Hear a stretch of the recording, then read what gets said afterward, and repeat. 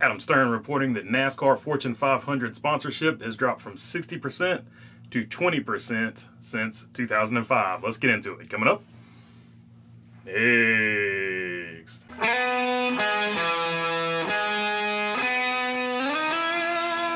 What's going on, everybody? Hope you're doing good today. Rather lengthy article here from the Sports Business Journal and Adam Stern, so let's jump right into it.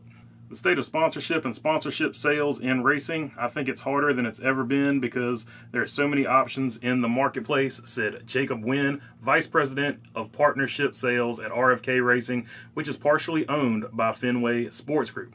15 to 20 years ago, I felt like finding sponsorship in NASCAR was like shooting fish in a barrel, Wynn said. Now you have jersey patches in the NBA, specifically at FSG, which is Fenway Sports Group. We're in a marketing trying to sell a helmet position for the Pittsburgh Penguins, Boston Red Sox jersey patch decal. Those pieces of inventory didn't exist 15 years ago. So there you go. First things first, you can now sponsor patches and stuff like that in stick and ball sports. That was something that we didn't have, 20 years ago, things like that. There's also the factor, he didn't necessarily mention it in here, but there's also the factor that there is now social media. So you're also having to spread that marketing money to social media, whereas back in the day, you had cable and regular TV and satellite being basically the same thing as cable, just for people who couldn't get cable because they didn't live in the city or anything like that. So instead of just having those like 3 or 4 main places where you would consume your content, now you're consuming content everywhere, and just everything has been dispersed and spaced out. So in 20 years, it's just a vastly different place where they're selling this sponsorship. Because many brands these days only want to sponsor part of the season, NASCAR teams must string together multiple partners to make the math work. And often those deals are more likely with challenger brands instead of blue chip companies that have marketing muscle to drive consumer engagement. Driving consumer engagement, that's what I want to talk about on this particular one. You remember back in the day when you went to the racetrack and there were all these stands and setups, all these Fortune 500 companies basically had their own tent or their own expo or whatever for the fans to engage with. That's what they're talking about here. That's why you don't see as many of these things at the racetrack anymore, because the money for that is now being spread out in the aforementioned paragraphs there. It's now just being spread out to so many different places they can no longer concentrate what they want to market to.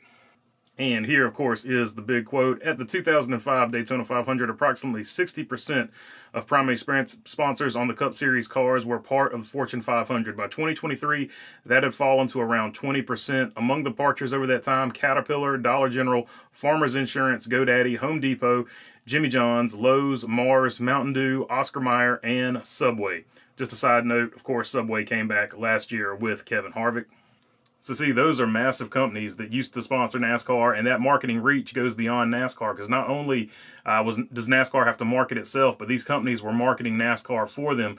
Losing those companies like that, you lose brand identity, you just lose all kinds of cool stuff like Tony Stewart and Home Depot. That's something that a lot of people will always remember when they think of Tony Stewart, that number 20 Home Depot car and Tony Stewart. We don't have that these days. The next generation of drivers, Kyle Busch might be the last one you remember as the M&M's guy. Regardless of how his career goes from here on out, most people are going to remember him as the M&M's guy.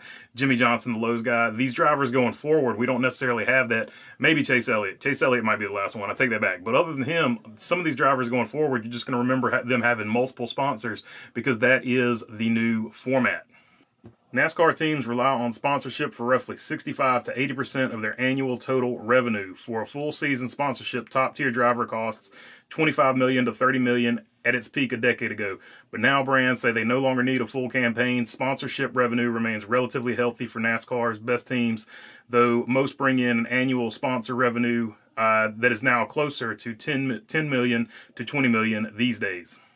So two things there. Teams are now operating on smaller budgets because the money is just no longer there like it was. And the other thing is, this is the biggest reason why the TV contract negotiations amongst the teams and NASCAR has gotten so contentious, because they're like, hey, if the sponsor money isn't there anymore, we need a bigger cut of the TV money.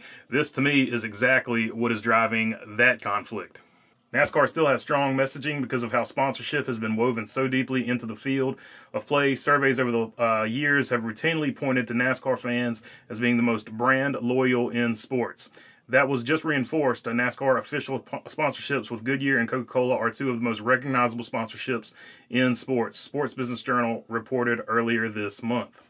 So this is the part that sort of perplexes me. NASCAR does draw in a ton of fans. They always do pretty good in the ratings compared to other sports and what other sports are bringing in right now. So I feel like the value is there for a Fortune 500 company, especially when you get to that part right there where they say NASCAR fans are the most brand loyal. So I feel like it's a no-brainer for Fortune 500 companies to get in there and at least sponsor a race or two for a race team. So I don't understand why the number has dropped so significantly, because I feel like if you're a Fortune 500 company, you do want to get in there and at least make the effort, because I feel like it'll pay off for you in the end.